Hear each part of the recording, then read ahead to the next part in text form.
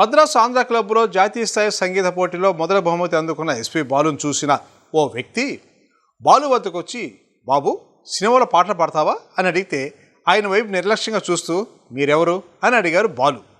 ఆ వ్యక్తి నా పేరు ఎస్పి కోదండపాణి అంటారు, నేను సినిమా మ్యూజిక్ డైరెక్టర్ని అని అనగానే బాలు కంగు తిని మాస్టర్ క్షమించండి, నేనెవరు అనుకున్నాను, మీరు అవకాశం ఇస్తే తప్పకుండా పాడతాను అని అన్నారట బాలు ఎస్పి కోదండపాణితో.